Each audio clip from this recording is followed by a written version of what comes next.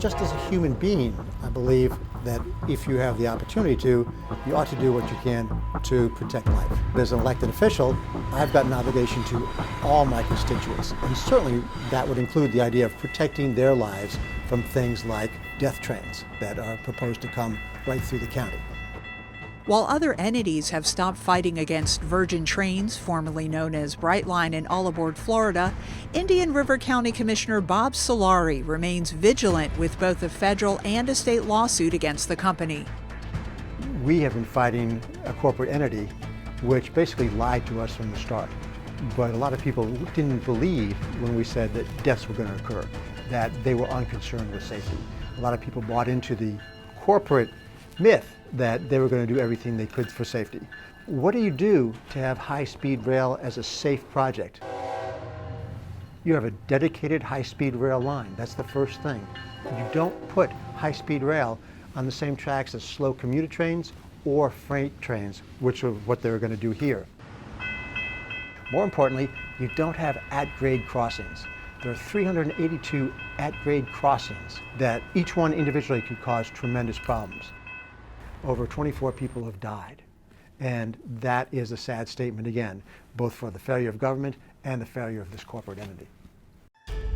One of those deaths was at this crossing in Hollywood, a young man killed chasing after his dog. People will say, well, it's trespassing. Well, it's because the tracks are in high-density urban areas and people live on one side of the track and they want to get to the other side of the track.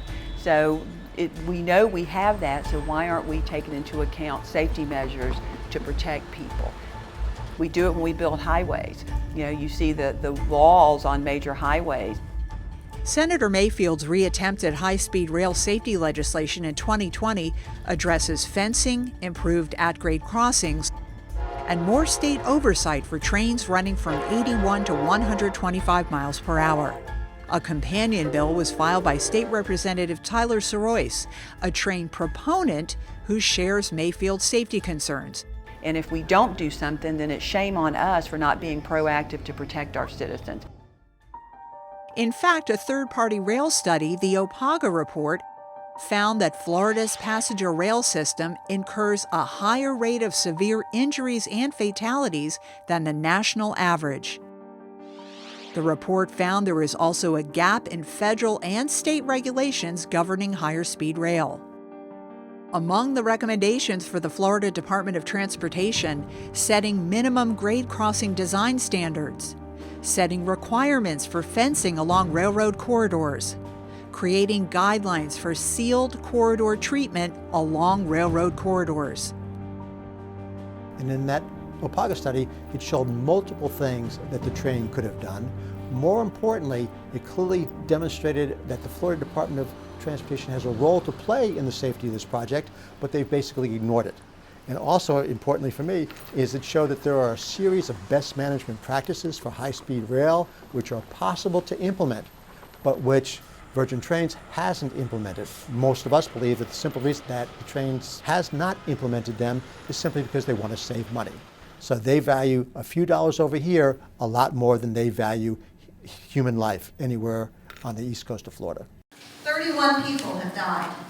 So my question is, how do you sleep at night?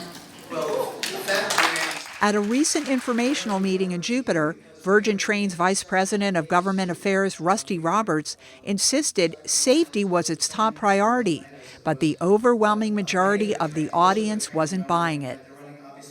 We are concerned citizens and we care about our community. I am totally against these high-speed trains running through our small communities, highly populated communities. It's dangerous. Virgin Trains says the West Palm to Orlando route should be operational in mid-2022. People are used to freight trains going 40 miles per hour. And note, down where these deaths are occurring, the trains aren't going more than 80 miles per hour. So still well under the 110 mile speeds that they're going to be going through in the Treasure Coast. So when it gets up to the Treasure Coast, things are going to be happening even a lot faster. The one thing we know about this train is that as it comes, and if it does come north, deaths are going to continue. And as long as those deaths continue, we will continue the fight against the train. Join this critical effort to save more people from injury and death. Go to the Guardians of Martin County's Citizens Against the Train Fund and make a tax-deductible donation. Nothing matters more than citizen safety.